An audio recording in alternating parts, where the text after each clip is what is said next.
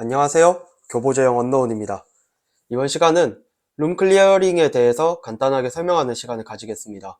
마찬가지로 디테일한 부분들은 생략해서 설명하니 관련해서 현역분들은 인트라넷에 공개된 필드노트를 참조해 주시면 되겠습니다.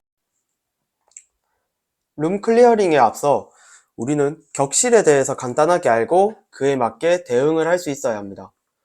물론 교육간 진행되는 격실 구분들은 이해를 돕기 위한 형태로 실제로 전술 활동간에는 각종 구조물들로 인해 이론적 샘플과 같은 심플한 형태로 나오지 않으며 그로 인해 일반적으로 하는 대응과 달라질 수 있는 것을 알고 훈련을 해야 합니다.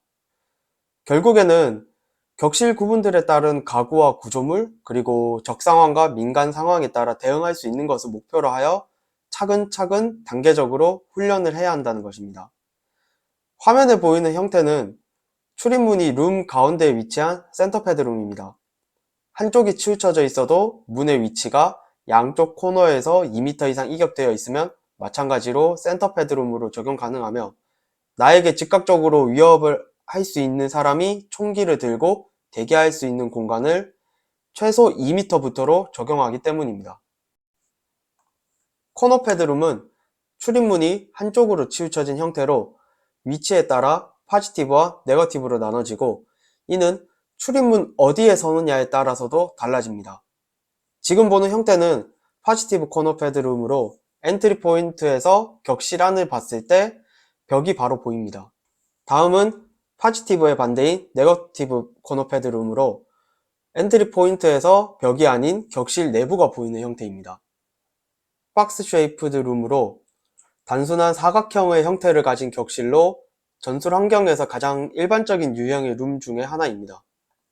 리니어 쉐이프드 룸은 길쭉한 형태로 복도나 터널 등이 있으며 복도도 하나의 격실로 생각해서 대응할 수 있으며 저러한 복도에서는 일반적으로 수많은 격실이 함께 있으며 육군에서는 그러한 격실에서 복도로 공격하기 좋기 때문에 하나의 위험구역으로 보고 최소한으로만 머물라고 합니다.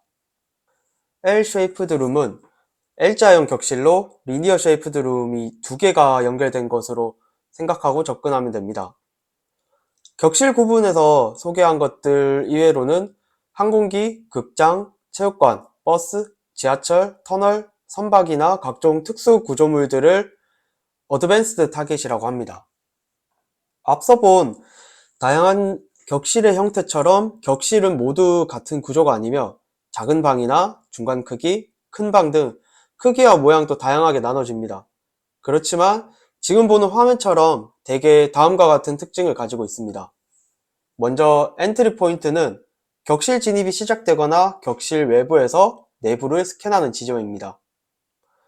이지 코너는 엔트리 포인트에서 볼 수 있는 코너로 센터패드룸에서는 문에서 가장 멀리 있는 코너이고 하드 코너를 마주하기 전에 교전을 할 수 있는 코너이기도 합니다. 하드 코너는 블라인드 스팟이라고도 하며 엔트리 포인트에서 보이지 않는 코너이며 통상 물리적으로 격실에 진입해야만 보일 수 있는 사각지대이기도 합니다. 출입문 진입 대형은 출입문 기준으로 어느 방향이 있냐로 나눠지며 이 대형에 따라 진입 기술이 달라집니다. 먼저 사이드 스택은 출입문 기준으로 왼쪽이나 오른쪽으로 한쪽 벽면에 있는 대형으로 싱글 스택이라고도 표현되기도 합니다. 출입문 기준으로 양쪽으로 나눠져 있는 스플릿 스택은 더블 스택으로도 표현됩니다. 룸 클리어링 절차는 5가지 단계로 정리를 하고 순서대로 엔트리, 스캔, 스냅, 핸들링 스렛, 클리어가 되겠습니다. 먼저 엔트리는 진입 기술을 활용하여 격실로 진입하는 것을 의미하고 진입 시 나타나는 적은 멈추지 않고 사격을 합니다.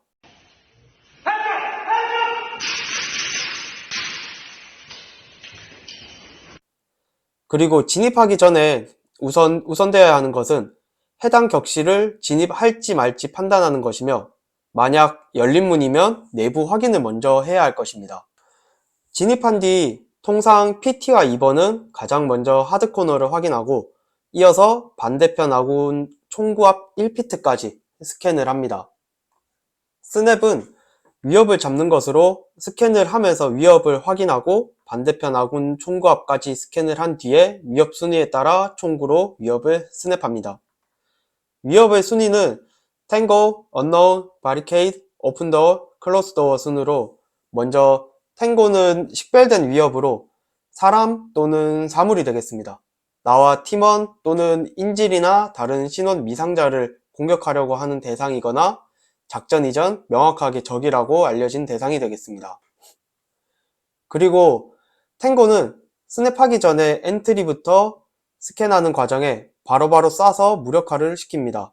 그리고 나머지 위협들은 순위에 따라서 스캔 이후 스냅을 합니다. 언노운은 식별되지 않은 위협으로 신원이 확인되지 않은 사람 또는 사물로 신원이 확인되지 않은 인지도 언노운으로 취급합니다. 바리케이드는 시야를 방해하는 것들로 볼 수 있습니다. 숨을 수 있는 공간, 차량, 책상, 커튼, 침대 및 등으로 은폐물과 엄폐물 둘 다 이에 해당됩니다.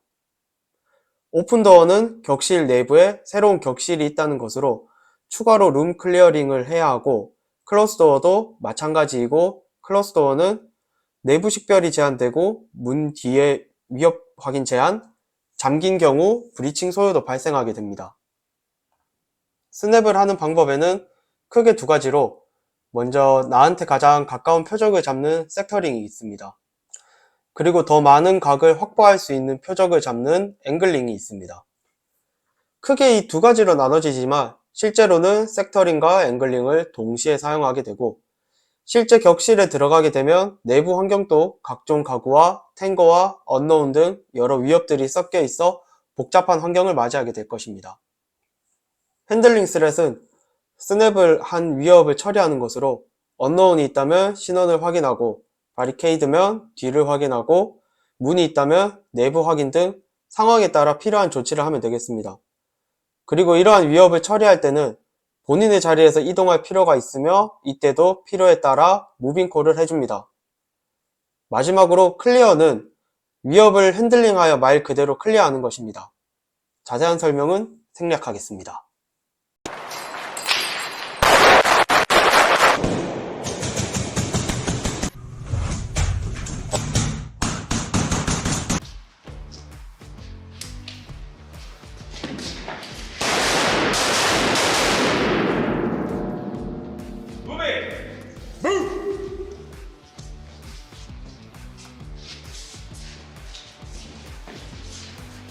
Shot!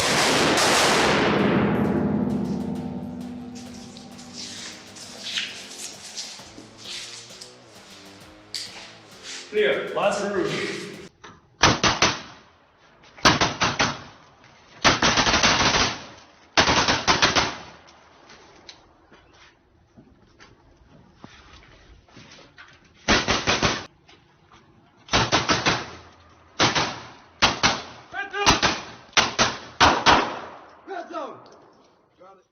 항상 강조를 하는 이야기지만 아는 것까지만 하는 게 아니라 실제로 필드에서 행동화가 잘 되어야 하는 게 중요합니다.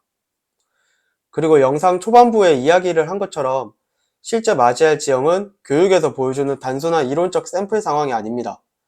이런 상황은 초기 교육을 위한 쉬운 단계이며 이를 기본 이해를 한 상태에서 차츰 한 단계씩 실체와 가까운 환경과 조건들을 만들어가며 최종적으로 실제 지형에서 잘 행동할 수 있도록 하는 것을 목표로 해야 합니다. 저는 배운 것을 나름의 제 방식으로 정보를 제공하는 것에 소질이 있다고 생각을 하지만 군 내에는 가르치는 것도 잘하고 연구 및 발전, 그리고 제가 못하는 최신의 정보들을 발빠르게 가져와 우리에 맞게 적용하여 발전을 시키는 유능한 분들이 많이 있습니다. 그리고 그런 사람들은 알만한 사람들이고 지금 이 순간에도 제가 건너들었을 때와는 비교도 안 되게 더 효율적으로 그리고 체계적으로 발전시켜 제가 알던 때와는 수준이 전혀 달라 놀라울 정도입니다. 제가 중2 때 처음 알던 때와 중대장 때 전입 오는 인원에게 들을 때, 전역 전 참모로 있을 때 전입 오는 인원에게 들었을 때, 그리고 전역한 이후 이야기를 들을 때 매번 그 수준이 높아졌습니다. 이런 말을 하는 이유는 전술의 특성상 공개된 장소에서 알려드릴 수 있는 정보는 한정적이고 현역이라면 이런 분들에게 직접적으로 도움을 받는 게 가장 이상적이라는 것입니다. 그리고 그분들은 항상 열려 있으며 용기를 내서 찾아오거나 도움을 구한다면 언제든지 도움을 주는 사람들이기 때문에 전술에 대한 디테일한 부분과 해당 부대의 작전에 맞는 전술을 위해서라면 용기를 내서 당신의 열정을 보여주시기 바랍니다. 그리고 예전에 그분들에게 교육을 받았다면 다시 한번 배우는 것도 좋은 방법 중에 하나입니다. 앞서 말했듯이 그때와는 정말 다르게 더 발전되어 있기 때문입니다. 이상으로 룸 클리어링 절차에 대해 마치겠습니다. 감사합니다.